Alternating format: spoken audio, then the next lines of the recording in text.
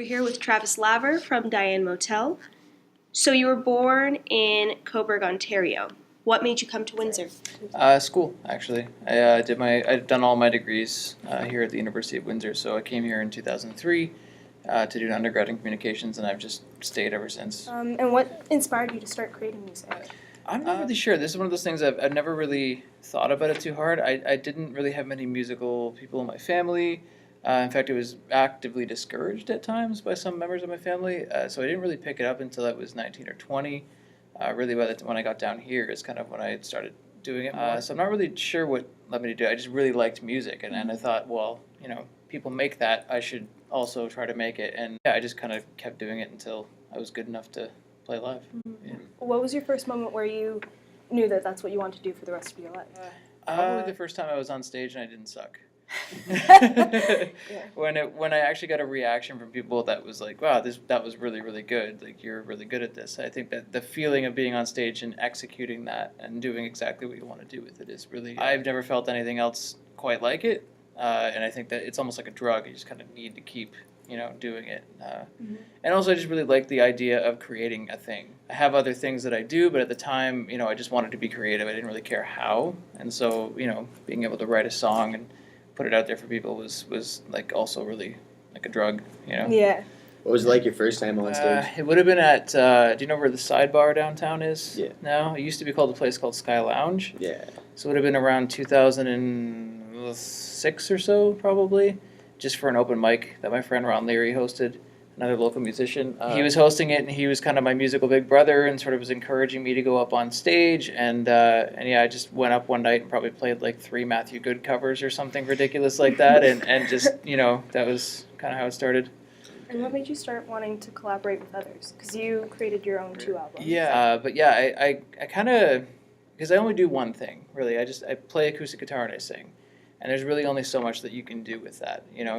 After a while, it starts to get boring. I pick up a guitar and play it, C, G, and D over and over again, and it sort of gets stale. And so I've always wanted to collaborate with people, but every time I tried to do it, it didn't really connect. I liken it to a relationship. Like, you kind of need to connect with somebody right away on a different sort of level in order for it to keep working. And I never really found that. Was it difficult at first to, I guess, form some chemistry between you and the band members? Not with Diane Motel. Like I say, in previous attempts that I'd had, I'd have individual people, like my friend Derek Harrison, who's also a really great, formerly local musician. Him and I played together a lot, and it was really great as a duo. But every time I tried to make it into a band, it didn't really work, or it did, and the people ended up moving away. But with Diane Motel, no, it was like pretty much right away. It was like, yeah, we're all kind of in the same boat. We all wanted to do the same thing. We had a sort of singular vision for what we wanted the band to be, so it worked pretty well right away. What inspired the name? Like, there was obviously the hotel, but yeah. Well, that's really it. I mean, we got together in 2012, and we told ourselves we're not playing a show for a year. We want to have a good set of songs and get really good at playing them. Pretty much everybody in the band, with the exception of me and Caleb, were new at our instruments. Josh had never really played lead before, and Eric had never really played bass before. And at that time, Joe wasn't in the band. And so, we just needed some time to kind of figure out our instruments and get good at them. And we never really had a name. We just kind of were operating under whatever. We weren't playing live, so it wasn't a big thing. And then we were about a month away from our first show, and we kind of figured, okay, we should probably have a name. And Eric had made a comment that the Diane Motel sign with the majorette on it was like really cool, and it'd be really cool as an album cover. And like, you could call the record Diane Motel, and I was just kind of like, well, why don't we just call ourselves Diane Motel? And so it just kind of stuck. It wasn't really there wasn't too much forethought in it, but it's a local name, and we tend to do kind of local songs, so yeah, it kind of worked. Who does the artwork for Diane Motel? Greg Maxwell is a great local artist. He does a lot of similar style posters, including I think he's done every poster for Diane Motel, every show poster we've had. So when it came time to do album art, we just sort of said, yeah, we need him to do it. How does that process work? Like, do you guys have like an idea, or you just say, you know what, give us something really cool and just go with it? Or? I think Eric and I, one of the songs, it's the title track, sort of, because it's from the lyrics of the song, but the song Okima. I wrote that song because I actually went to Okima, Oklahoma, where Woody Guthrie was born. I was on like a road trip and stopped there. And it was sort of a weirdly disappointing little town, just because it's not anything. It's just this random little town in Oklahoma. And I remember I was kind of sitting in this park, and you could see these three water towers, and one said Cold Okema, Hot Okema, and the other one said Home of Woody Guthrie or Birthplace of Woody Guthrie. And I just sort of thought that was like an iconic little thing, and it sort of stuck in my mind. And then I ended up writing the song out of that experience of being in this like go nowhere town, basically, that had one claim to fame. And then so when it came time to choose album art, I kind of had that picture of those water towers in my mind, and so that's what they're based on. They're based on the Okema water towers, just with different text on them, obviously. Since you're in a band with members who have been in bands previously, did their experiences positively affect Diane Motel? I think it was good because we'd all had our various experiences with bands, and I think all of us were just sort of we were done with we're trying to make it. Like in our 20s, we were all like, yeah, we're gonna make it. We're gonna be great musicians. We're gonna make money. We're gonna do this for the rest of our lives. And by the time you get to your 30s, you kind of have a little bit more of a realistic view of what that industry is like, and you just kind of want to relax and have fun playing music and do what you want to do. So I think we were all kind of in the same mindset with that. So when I approached this particular group and said, let's form a band, it was like there was never an idea that, okay, we're going to try and make it. It was just like, let's just have fun playing music. We all have families and jobs and businesses and everything else, and let's just, try to have fun with it and not really take it too seriously. Was it much more enjoyable when you guys stopped having that pressure on yourselves? Yes, 100%. For me, anyway. I mean, I can't speak for everyone else. You mentioned earlier that you all have jobs, you all have other responsibilities. How do you balance those and music at the same time? Can be a bit like herding stray cats at times. Yeah, it can be difficult, to be honest. I mean, Caleb, our drummer, just had his first child. Josh had 2 kids when we started. Now he has a third. Eric had no kids. Now he has 2. So a lot has changed, and it can be kind of difficult to find the time to get together. But the good thing is that we've all been doing this for so long that it doesn't take us long to, we don't need a lot of practice to get to where we need to be to play a show. We all know what is required of us to do that. And so even though sometimes we'll go months without practicing, but that's still, we can get together and make it work pretty quickly. So, but yeah, it is a bit like herding stray cats sometimes. Trying to find time. Actually, we have a 6th member who just joined in the last couple of weeks. So and now it's even harder because now we have 6 people. We're trying to coordinate schedules, and we end up meeting for 2 hours every 3rd Wednesday or something. That's really what it ends up being. Yeah. What's the process like when you're creating an album? Do you an idea in mind, a concept, anything like that, or? Well, this is the interesting thing is that this first record was mostly songs that we had all written before or in the early stages of the band, and not necessarily together. We'd all written them kind of separately. So, I mean, the credits are on the album, but I wrote probably about half, maybe a little bit more than half of the songs, and then Josh wrote a few, Eric wrote one, Joe wrote one. And so it was all kind of separately done at that point. We just kind of came together and said, well, here's a bunch of songs we like, let's just get good at them, and then that's what became the album. There wasn't necessarily any forethought about creating an album. Whereas now we're in the process of trying to actually write an album, and so Eric and Josh and I are largely the ones getting together to write songs, and it is much more of a collaborative process where we're just kind of sitting in, we have a studio above Reno's kitchen, and we just kind of get together there, turn on the recording equipment, and just play random stuff until something kind of starts to work. Do you guys have lyrics first, or do you start with the instrumentation? It tends to be a chord progression or some kind of melody construction first, and then lyrics later. When I'm writing on my own, it's very different. It tends to all come at once. I don't necessarily sometimes I'll come up with a melody and then affix lyrics to it, and sometimes I'll write lyrics first and then the melody comes later. Most of the time, though, it all comes out at once. I'll get a verse and a chorus all at the same time, and then I build the rest of the song from there. So it just depends. Everybody's got their own thing, and there's about 100 different ways to do it. But yeah, we're trying this whole collaborative writing thing, and I don't know how successful it's going to be, but it's fun, so it's really all we care about. Do you guys have any ideas for what you want the new project to sound like, or? Very different than the first one. We've kind of, again, it's hard for me because I can do one thing. I can play the 3 or 4 chord folk song, and that's really all I know how to do. But I'm trying to get better at the electric guitar so I can sort of experiment with different sounds. And we're all very interested in kind of noise rock, just having very ambient stuff, which the first record definitely wasn't. But we're sort of trying to infuse those folk sensibilities with more of an ambient, shoegazy kind of feel. I think that's sort of what we're trying to do, but we'll see. We'll see what ends up happening. You talked about picking up an electric guitar.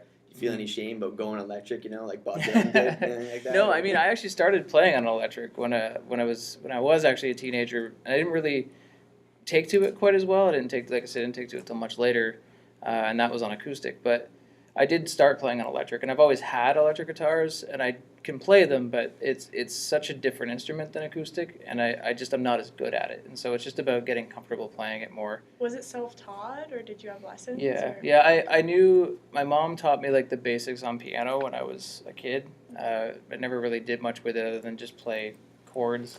And then when I went to start learning guitar, I would have a keyboard in front of me and I would play a chord and then try to by ear listen to what the chord sounded like. And then obviously the internet helps too, because I can just go on there and look up tabs and figure out how to play different chords. But yeah, it was self-taught. Sense of loneliness throughout the album almost. Is that what inspired it? I mean, when I write a song, I don't tend to be in the best mood. I think that's probably what it comes down to. When I'm happy, I'm not writing songs. I'm doing anything else. I'm watching baseball. I'm playing baseball. I'm working. I'm doing other things. When I'm writing music, I have to have this almost like sense of heartbreak or something going on in my life or even just like a regular sort of standard state of depression, and then I can kind of pick up the guitar and something will come out of that. Mm-hmm. It's probably not the healthiest thing in the world, but that's probably what it is. And I know that Josh has a very similar thing where he's not picking up a guitar when he's in a good mood. He's picking up the guitar to write when he's feeling a bit lonely or feeling a bit depressed or something. So that just tends to be how it comes out. So then the color in the title would be happiness. Yeah, I guess. Yeah, you could say that. Yeah. I mean, I remember that specifically the line "Lonesome for the color of the skin that once warmed this old ham" was because I was sitting in this like cafe. I don't remember if it was in Okima or some other similar town in that area, and like this guy came in who looked like an old farmer. He just had that look about him, and he had like the palest skin I've ever seen. And I kept thinking like, well, how the hell do you get that pale in Oklahoma? Like, there's a lot of sun here. But he was very, very pale, and I just remember thinking like he probably hasn't always been that way, and that's kind of where that line kind of came from. What's your favorite song on the album? I really like both Bottleneck, which is one of Josh's songs, and the Wishing Wells Joe song. I just love the way those songs are constructed. I'm never gonna pick one of my own songs if given a chance, because like I prefer sort of how other people write. Like, I'm bored of how I write generally, so I like when I hear a song from somebody else. Kind of gives a different take. But Bottleneck, I think, like, when we first started playing it, was probably my least favorite song, but then we figured out what it was, and it became this whole sort of, again, this sort of ambient stuff. I could see it being a transition, actually, to the next album and what we could sound more like. And yeah, I love the way that it all comes together at the end of the song, and then yeah, Wishing Wells, I just think Joe is an incredible writer. I think she needs to write more. I'm trying to get her to write more songs for the new record, because she just has a certain way of structuring a song that's very unique, and her lyrics are really like kind of fun, but also at the same time really heartbreaking. Windsor's obviously got like a pretty diverse music scene, right? There's a lot of different types of bands. There's always live music going on. Yeah. Something for everyone. Where do you think Diane Motel fits within that? I mean, just speaking for me personally, like, I came up in the scene following a bunch of folk musicians, people like Ron Leary and Kelly Hoppy. These sorts of people were around in the scene. They were the older people that I tended to look up to. At that particular time, you were seeing this sort of, in the mid-2000s, you were seeing this sort of folk revival of sorts, where bands like on the very popular level, things like Mumford & Sons were becoming big. But that was becoming a little more popular again. You were seeing that, and I think that Windsor kind of had its own take on that folk thing. It was more of like industrial folk, or like dirty, gritty folk. And I think it's a very uniquely Windsor kind of sound, and I hope that that's kind of where we fit in.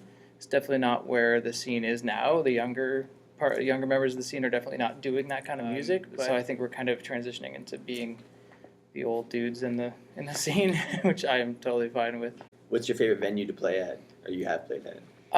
In Windsor or just in general? In Windsor, yeah. In Windsor, I want to say the Fish Market, which is no longer a thing, but it used to be in the big blue building on the corner of Chatham and Ferry. There used to be a bar upstairs called the Loop, and then the Coach and Horses in the basement. And on the mid-floor, there's a place called the Fish Market. Had a huge stage, dedicated sound system. I actually worked sound there for a number of years, sound and promotion. I just always thought it was the best stage to play on in the city. But, I mean, Fog, you can't not say Fog when that comes to that. I mean, Tom gives a lot of opportunity to local musicians who wouldn't find a place to play otherwise. And So Fog was where your debut was, correct? yeah, it was where our debut and our city release was. Yeah. And how was your debut? It wasn't great because I lost my voice. Oh, no. The very first show we played, yeah, it was in 2013, 14. 2014. Okay, yeah. I got a cold and lost my voice right before the show. And partially because in one of the practice, like 3 days before, I was determined that I was going to sing through this cold, and I pushed it and screwed up my whole voice. I couldn't even talk. And so Joe had to, the day of, had to come over and learn all of the songs. And she did sing a few of them, but she definitely didn't sing all of them, and so she had to sing all of the non-Josh and Eric songs, like all of the ones that I would normally sing, all the parts I'd normally sing, she was instead singing. And she's so crazy talented that it was amazing. Kind of made me think that I was sort of redundant in the band a little bit. Like I could probably just, you guys are good. You don't really need me. But yeah, but it was good. I mean, Joe nailed it, and it sounded incredible. But yeah, the first show we're ever playing, and I can't sing, even though I sing more than half the songs. So Yeah. What was your favorite performance? probably the Island Unplugged in 2015. We played on Peely Island. They have a folk festival there every summer, which we're playing again this year. We just got booked on it again this year, which I'm really excited about. But we were the first band on the first day, which is where nobody's there, nobody really cares. We could not have been happier because we got to play and then just spent the rest of the weekend, getting drunk on the island. It was incredible. But the show was also really good. I think it was probably, still to this day, probably the best we've sounded and the most and the tightest we've sounded. Probably that one, just a combination of atmosphere and nailing what we were trying to do. So. Do you have a dream venue or somewhere where you've always wanted to play? Or Personally speaking, maybe the Horseshoe in Toronto, which I was this close to getting when I was touring around a few years ago, but it didn't end up happening. I could say something like Massey Hall because it's just got that cachet and it's huge, but I also think that I would be not well equipped to play that show. I don't know that I'd be able to handle that so much. So I'd probably go with something like the Horseshoe where it's more of a dirty, dingy kind of bar, but still nationally recognized, and a lot of great musicians play on that stage. So I feel like dingy bars just have character. They do, yeah. There's something like Massey Hall's beautiful and everything, but I just don't know that I belong in a place like Massey Hall. So Is there any living or dead someone that you really could see Diane Motel collaborating with? does it have to be local? No. I'd probably go with Andy McGoffin. Okay. I don't know if you guys are familiar with Andy McGoffin or not, but he's a sort of mad genius producer out of London, Kitchener, Waterloo. He kind of moves around. He's done. I think he mastered the really big Arcade Fire record. He told this story once to me where he was like, how he mastered it, because mastering is kind of the final process you do on a record. So it's been performed, everything's mixed, everything's good to go. It's just kind of the sheen you put over the whole thing to kind of give it a cohesive sound.